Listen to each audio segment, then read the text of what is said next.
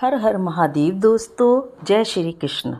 आइए जानते हैं कि जन्माष्टमी क्यों मनाई जाती है, इसका क्या महत्व है और इसकी कहानी। पूरे भारत में जन्माष्टमी का पर्व बड़े उत्साह और हर एक प्रांत में देखा जा सकता है। बाल गोपाल के जन्म उत्सव पर बहुत सारे भारत के प्रत्येक कृष्ण मंदिरों पर आकर्षक साज सज्जा की जाती है। ब्राह्मण जाति के लोगों के घरों में इस दिन व्रत किया जाता है और बहुत से लोग भी इस दिन व्रत रखते हैं। वहीं श्री कृष्ण के जन्म के बाद व्रत तोड़ा जाता है।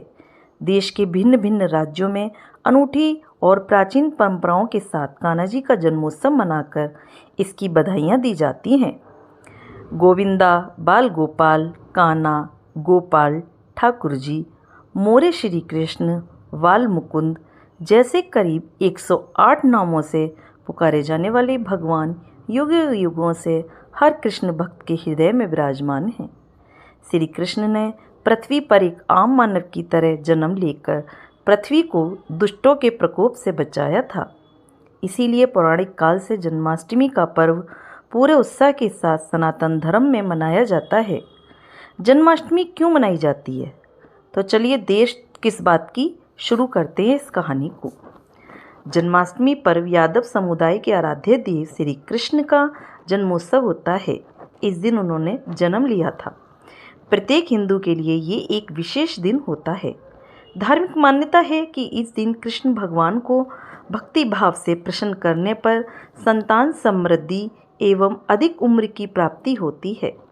सभी हिंदुओं द्वारा जन्माष्टमी का पर्व श्री कृष्ण के जन्मोत्सव के रूप में मनाया जाता है। जन्माष्टमी पर्व पर भगवान श्री कृष्ण की कृपा प्राप्त करने के लिए सभी हिंदुओं द्वारा व्रत किया जाता है। श्री कृष्ण मंदिरों में आकर्षक साज सज्जा की जाती है। मंदिरों को सजाया जाता है। कृष्ण भक्तों द्वारा मंदिरों में भजन कीर्तन और नाट्य का मंचन किया जाता है। घरों में और मंदिरों में बहुत ही सुंदर तरीके से मंदिर सजाए जाते हैं और भगवान को भी सजाया जाता है। उनको सुंदर सुंदर पोशाकें पहनाई जाती हैं। उनका हार और श्रृंगार किया जाता है। श्री कृष्ण जन्माष्टमी 2023 में कब मनाई जाएगी?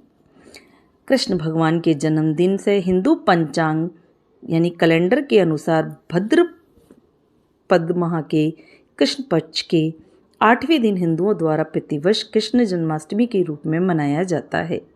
इस साल वर्ष 2023 6 सितंबर शाम को 3:37 से शुरू होकर 7 सितंबर वीरवार को 4:14 पर ख़त्म होगी। इसलिए जन्माष्टमी बहुत से लोग 6 तारीख को और कुछ लोग 7 तारीख को जन्माष्टमी मनाएंगे। जन्माष्टमी क्यों मनाई जाती है?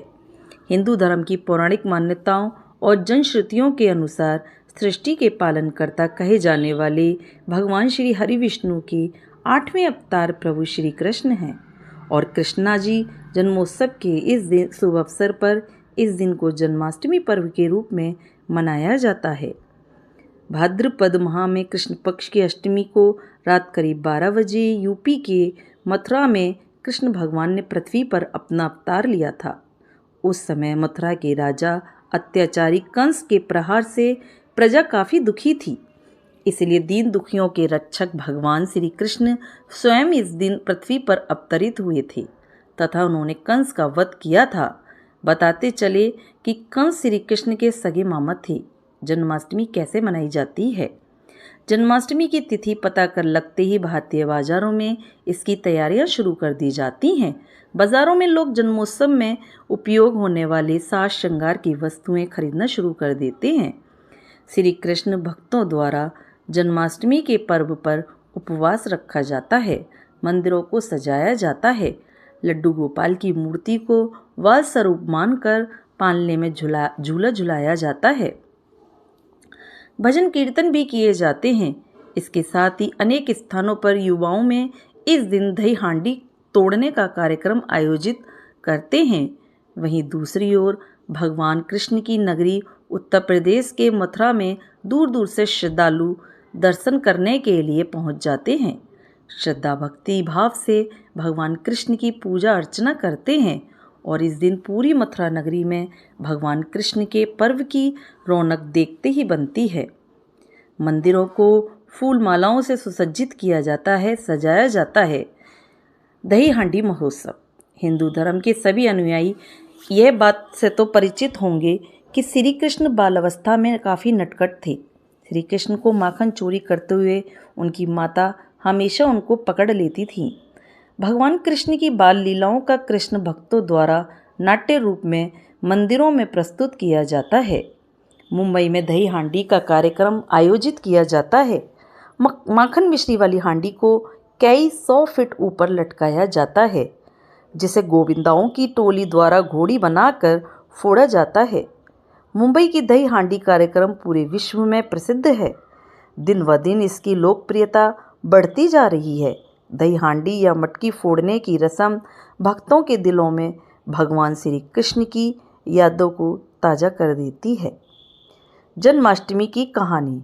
भगवान श्री कृष्ण ने धरती लोक पर देवकी पुत्र के वासुदेव के 8वें पुत्र के रूप में कारागार में जन्म लिया। जन्म के समय आकाशवाणी हुई कि देवकी का ये पुत्र कंस का वध करेगा। युवावस्था में पहुंचकर श्री कृष्ण ने अत्याचारी कंस का वध करके प्रजा का जीवन बचाया। कंस के अत्याचार से पूरी मथुरा नगरी में हाहाकार मचा हुआ था। निर्दोष लोगों को सजा दी जा रही थी।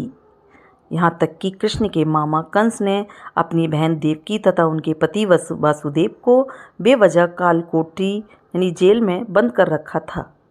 इतना ही नहीं, कंस अपने अत्याचार से देवकी के 7 संतानों को पहले ही मार चुका था तथा देवकी के गर्भ से भगवान कृष्ण ने फिर इस पृथ्वी में 8वें पुत्र के रूप में जन्म लिया। कृष्ण के जन्मोत्सव पर आकाश में मूसलाधार वर्षा होने लगी। चारों तरफ घना अंधेरा छा गया। कृष्ण भगवान को सुरक्षित स्थान पर ले जाने के लिए वासुदेव सिर पर टोकरी में कृष्ण भगवान को रखते हुए यमुना की उफनती नदी को पार कर अपने मित्र नंद गोप के यहाँ पहुँच गए, जहाँ पर कृष्ण भगवान को यशोदा माँ के पास सुलाकर आ गए।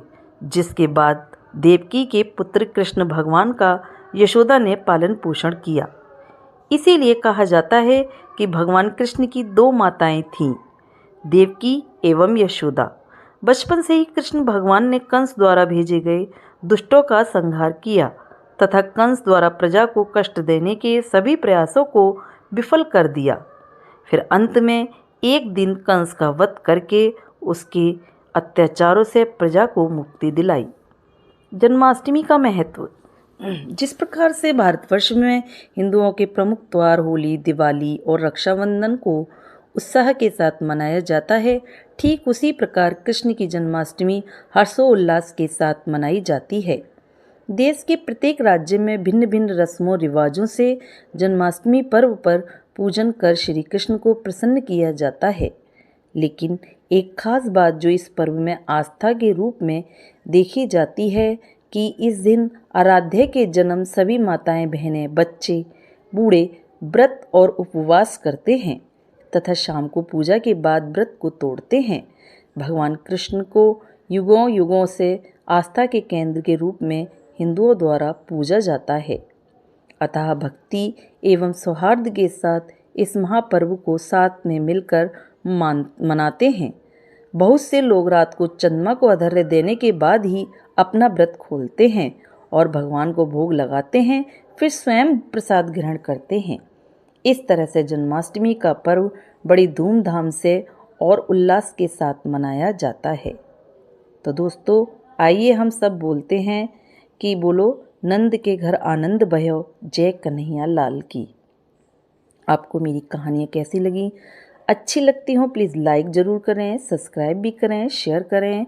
कहानी देखने के लिए, सुनने के लिए आप लोगों का बहुत बहुत धन्यवाद।